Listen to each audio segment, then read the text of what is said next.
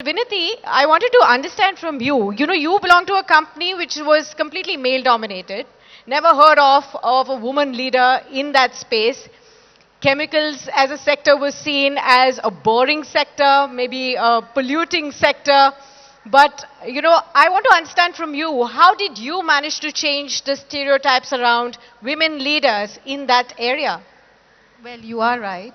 Manufacturing and chemicals, especially in India, is very, very male dominated, especially at the top.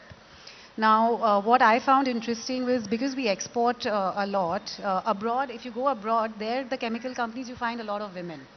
And that sort of encouraged me that this is an industry where I can be here and find my ground.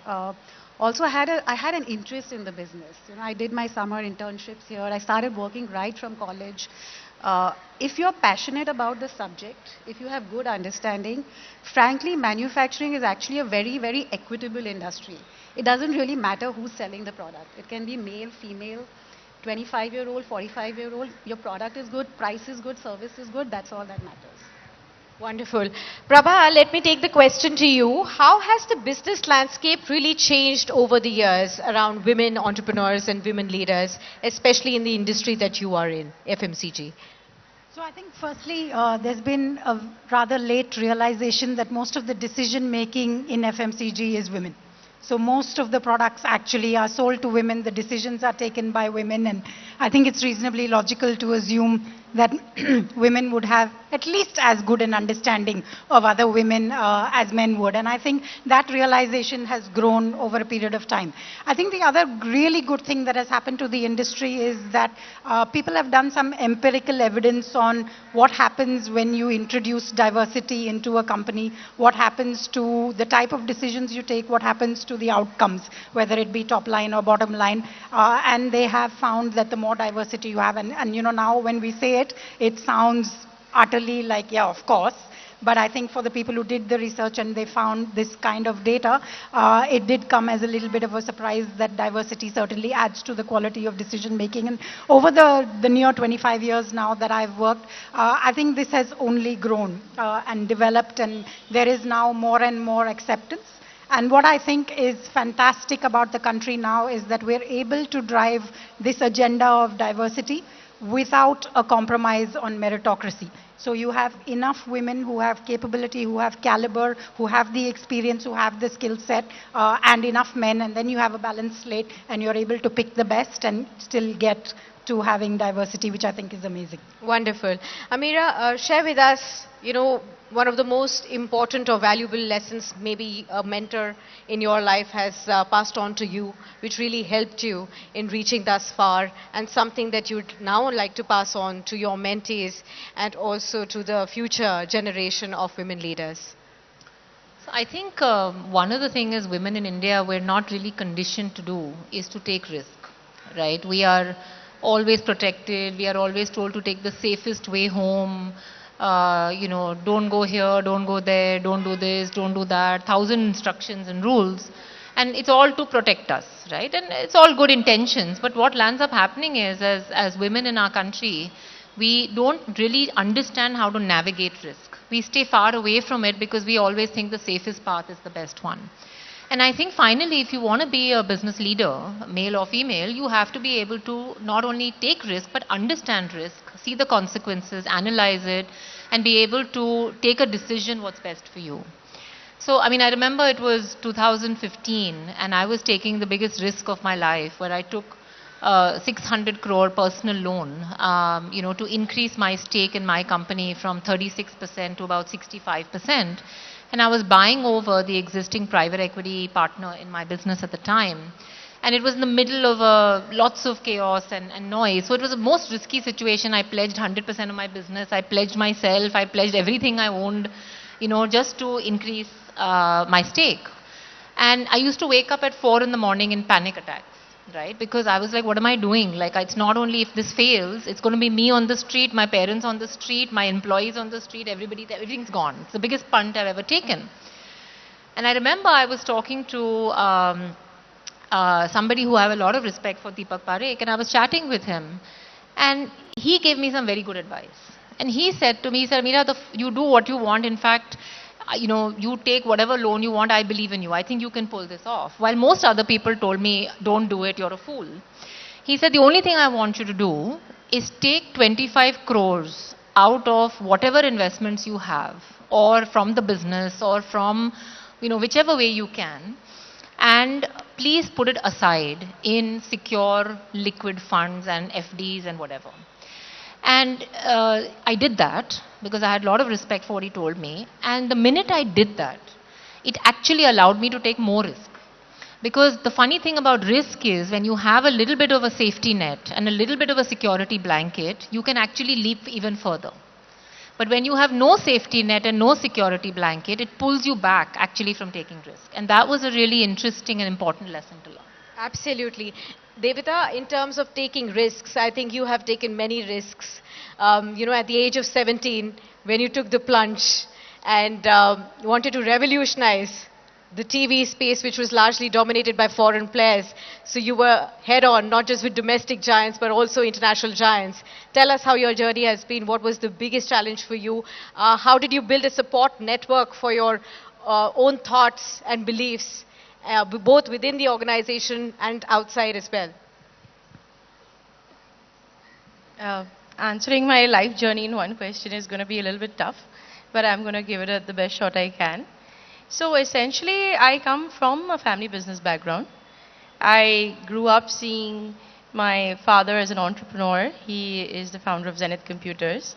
And I grew up in an environment where my brother and I were both treated very equally. It was quite a gender-neutral upbringing. It was not this mindset that, oh, there's a son and so he's going to take over the business. So both of us were trained from being in business from a very young age. And when I was 17, actually, I decided to move to California, to Silicon Valley. Because what was happening is that was the epicenter of all the technology in the world. And back in the 90s and early 2000s, one of the very common themes everywhere was that, these MNCs are coming, these foreign brands are coming, and they are going to destroy Indian businesses and Indian entrepreneurship.